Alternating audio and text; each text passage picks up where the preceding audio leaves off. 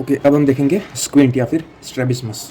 उसका classification main दो type के स्क्विंट हो सकते हैं। पहला होता है एपेरेंट डिविएशन या फिर होता है ट्रू डिविएशन।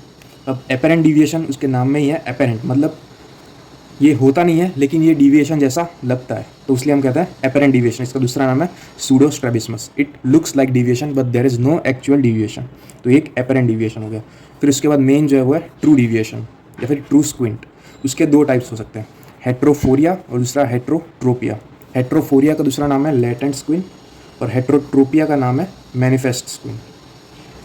अब लेटेंट स्क्विंट देखिए, लेटेंट इसका मतलब कि प्रेजेंट तो होता है स्क्विंट लेकिन कभी कभी विजिबल नहीं होता, या फिर कोई कोई केसेस में ये विजिबल होता है, इसलिए इसका नाम है लेटेंट स्क्विंट। दूसरा हेट्रोट्रोफिया या फिर मैनिफेस्ट स्क्विंट, ये प्रेजेंट होता है और हमें हर वक्त विजिबल होता है, it is always visible and it is always present. तो हेट्रोट्रोपिया एंड मैनिफेस्ट स्क्विंट। दूसरा है हेट्रोफोरिया एंड लेटेंट स्क्विंट। अब लेटेंट स्क्विंट विजिबल कब होता है? ये एक हिडन डिविएशन होता है जो मैनिफेस्ट होता है under conditions of extreme stress या ऑक्यूलर स्ट्रेस, या फिर एग्जाम्पल कि ज़्यादा नियर वर्क करने से या फिर डीम लाइट में पढ़ाई करने से या डीम लाइट में काम करने से जब भी आंखों पर स्ट्रेस आता है तब ये लेटेंट स्क्विंट वो विजिबल हो जाता है, ये तब मैनिफेस्ट करता है। दूसरा हेट्रोट्रोपिया मैनिफेस्ट स्क्विंट, ये ऑलवेज प्रेजेंट होता है स्ट्रेस हो या ना हो। लेटेंट स्क्विंट को हम बाद में डिटेल में देखेंगे, पहले देखते हैं हेट्रोट्रोपिया या मैनिफेस्ट स्क्विंट। ये दो टाइप के हो सकते हैं, या तो कॉमिटेंट स्क्विंट या दूसरा इनकॉमिटेंट स्क्विंट। कॉमिटेंट स्क्विंट इसमें होता क्या है, जो डिग्री ऑफ डिविएशन होती है वो सेम रहती है in all the directions of gauge. Okay, जो डिग्री ऑफ डिविएशन होती है, सपोज ये हमारे, हम ऊपर से देख रहे हैं, सपोज ये हमारी लेफ्ट आई और ये हमारी राइट आई। हमारी लेफ्ट आई सीधी दिख रही है प्राइमरी गेज में, लेफ्ट आई सीधी दिख रही है, राइट आई वो थोड़ी सी डिविएटेड है, तो ये जो डिविएशन हुआ ये होगा अप्रॉक्सीमेटली 45 डिग्री होगा अप्रॉक्सीमेटली, या फिर सपोज 45 डिग्रीज है तो हमारा प्राइमरी डिविएशन होगा वो 45 डिग्रीज होगा। अब हम पेशेंट को कहेंगे कि वो लेफ़्ट देख, तो जो लेफ़्ट आई है वो लेफ़्ट साइड देखेगी और राइट आई वो भी लेफ़्ट साइड देखेगी। इस केस में फिर भी एंगल ऑफ डिविएशन वो सेम रहेगा, तो primary deviation is equal to the secondary deviation. तो ये पहले जो प्राइमरी केस में प्रेजेंट होता है वो होता है प्राइमरी डिविएशन, लेकिन अगर दूसरी ऑब्जेक्ट को देखने में जो डिविएशन आता है उसे कहते हैं हम सेकेंडरी डिविएशन। तो कॉमिटेंट स्क्विंट में primary deviation equal to secondary deviation. Hopefully clear हो गया होगा। कॉमिटेंट सेम याद रखना है, कॉमिटेंट मतलब same, degree of deviation same रहता है in all the direction of gaze. दूसरा इनकॉमिटेंट स्क्विंट, इसमें degree of deviation varies with the gaze. Generally secondary deviation ज़्यादा होता है compare to primary deviation. Comitant squint देखने को मिलता है इन नॉन पैरालिटिक स्क्विंट और incomitant squint in seen in paralytic squint. Hopefully clear हो गया होगा। ये क्लासिफिकेशन एपेरेंट और ट्रू, ट्रू के दो टाइप, हेट्रोफोरिया या लेटेंट स्क्विंट, दूसरा heterotropia manifest squint. Heterotropia manifest squint उसके दो type, comitant and incomitant. Comitant में degree of deviation same in all direction of gaze, incomitant में it varies with different directions.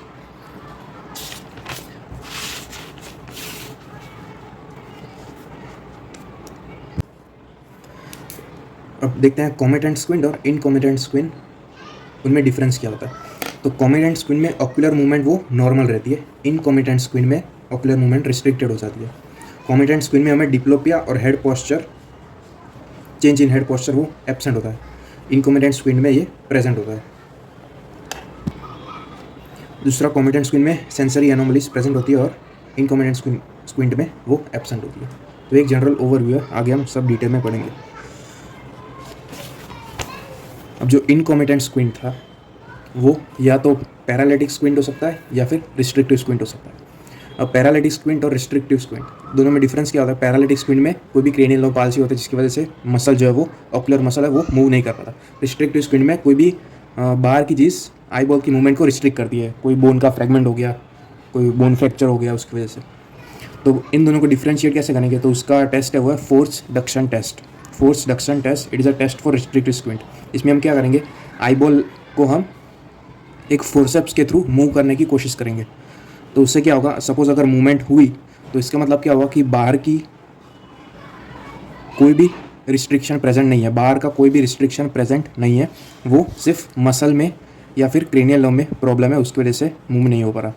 तो suppose if the movement of eye occurs then हम कहेंगे कि ये paralytic squint हो सकता है। लेकिन अगर फोर्सेप्स से मूव करने के बाद भी आई बॉल मूव नहीं हो रही, if movement does not occur, then उससे हम कहेंगे कि restriction is present and the test is positive. Then हमें पता चलेगा कि वो एक रिस्ट्रिक्टिव स्क्विंट है। तो force reduction test it is a diagnostic test for restrictive squint. उसके बाद डायरेक्शंस ऑफ डिविएशन, ये कुछ टर्मिनोलॉजीज है। अगर इनवर्ट डिविएशन हुआ, सपोज ये हमारी आई बॉल है,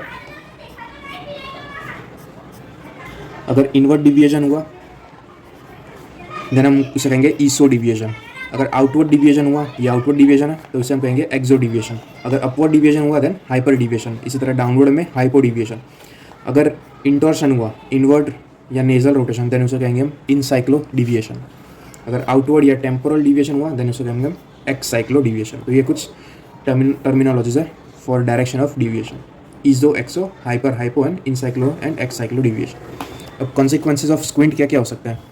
तो दो कॉन्सिक्वेंसेज हो सकते हैं। पहला डिप्लोपिया या डबल विजन जिसे हम कहते हैं, दूसरा है कन्फ्यूजन। अब डिप्लोपिया या डबल विजन वो किस में होता है? स्मॉल एंगल स्क्विंट, जिसमें डिविएशन कम होता है, deviation is less than 5 degree. और कन्फ्यूजन होता है इन लार्ज एंगल स्क्विंट, जहाँ पे डिविएशन जो होता है वो बहुत ज़्यादा होता है। डिप्लोपिया डबल विजन होता क्यों है? सपोज अगर हम फिर से ऊपर से देख रहे हैं, ये लेफ्ट आई और ये राइट आई में थोड़ा सा डिविएशन है और लेफ्ट आई एकदम नॉर्मल है, इसमें थोड़ा सा डिविएशन है। तो ये जो ऑब्जेक्ट होगा, लेफ्ट आई भी ऑब्जेक्ट को देख पाएगी, राइट आई भी ऑब्जेक्ट को देख पाएगी। लेकिन जो इमेज फॉर्म होगा लेफ्ट आई में जो नॉर्मल है, वो कहाँ पे होगा? फोविया में, ऑन द रेटिना। जबकि राइट आई जो थोड़ी सी डिवेटेड है वो भी यही इमेज को तो देख पाएगी, लेकिन इसका जो एग्जैक्ट इमेज फॉर्मेशन है वो कहाँ पे होगा? फोविया से थोड़ा सा साइड में होगा, फोविया से साइड में होगा, एक्स्ट्रा फोवियल होगा। तो उसकी वजह से डिप्लोपिया डबल विजन होगा। कन्फ्यूजन नहीं होगा क्योंकि ऑब्जेक्ट तो सेम ही रहेगा, सिर्फ डबल विजन होगा, डिप्लोपिया होगा। तो 2 images of one object, it is form due to images in both the retina formed on the non corresponding points. Non corresponding point में इमेज फॉर्म होती है। दूसरा है कन्फ्यूजन, जो लार्ज एंगल स्क्विंट में होता है, इसमें डिविएशन बहुत ही ज़्यादा होता है। तो जो लेफ्ट नॉर्मल आई है वो ये ऑब्जेक्ट को देखेगी और दूसरी राइट आई जो बहुत ज़्यादा डिवेटेड है वो कोई दूसरे ही ऑब्जेक्ट को देखेगी। तो उसकी वजह से डबल इमेज फॉर्म होगी, दो इमेज फॉर्म होगी of 2 different objects. So 2 images of 2 objects due to both eyes looking at different objects in different direction. तो इसमें 2 images फॉर्म होगी ब्रेन में, तो इसी वजह से कन्फ्यूजन होगा। डिप्लोपिया डबल विजन में सेम ही इमेज फॉर्म होती है, लेकिन वो थोड़ी सी नॉन करस्पॉन्डिंग पॉइंट में फॉर्म होती है, उसकी वजह से हमें वो दो बार दिखेगी, या डबल विजन कह सकते हो। तो होपफुली ये क्लियर हो गया, वो डिप्लोपिया डबल विजन एंड दूसरा कन्फ्यूजन। अब हमारी बॉडी अडेप्ट कैसे करेगी टू दिस चेंजेस? तो अडेप्टेशन इन डिप्लोपिया में क्या होगा? अडेप्टेशन 2 टाइप के हो सकते हैं, या फिर मोटर अडेप्टेशन या फिर सेंसरी अडेप्टेशन।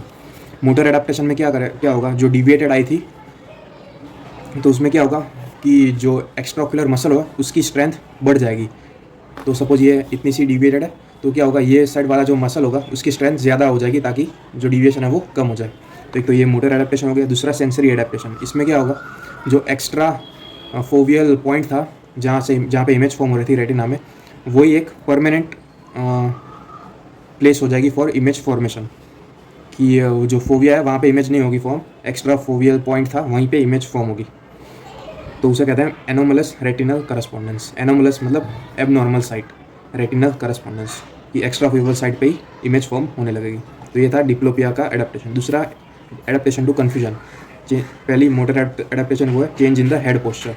पेशेंट जो है वो जो भी एक ऑब्जेक्ट को देखना होगा उसे देखने के लिए पेशेंट हेड चेंज करेगा, हेड पोस्चर चेंज करेगा। दूसरी सेंसरी एडेप्टेशन या सप्रेशन। इसमें क्या होगा? जो डिविएटेड आई से इमेज फॉर्म हो रही थी उसे ब्रेन सप्रेस कर देगा कि मुझे तो वो इमेज देखनी नहीं है, तो उसे मैं सेंस ही नहीं करूँगा, उस इमेज को मैं सप्रेस कर दूँगा। तो जो नॉर्मल आई है सिर्फ उसी की इमेज फॉर्म होगी।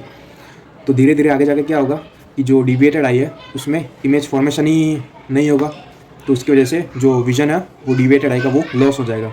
तो उसे हम कहेंगे amblyopia. Amblyopia is loss of vision without any organic cause. तो अपने आप ही डिविएटेड आई में विजन जो है वो लॉस हो जाएगा, जिससे कहेंगे amblyopia. Amblyopia is loss of vision without any organic cause. तो हमें सप्रेशन नहीं होना देना है, तो इसकी वजह से हम ट्रीटमेंट करेंगे ताकि एक डिविएटेड आई है उसमें पूरा विजन लॉस ही हो जाए, उससे अच्छा हम कुछ ट्रीटमेंट कर लेंगे। तो ये था अडेप्टेशन इन द स्क्विंट।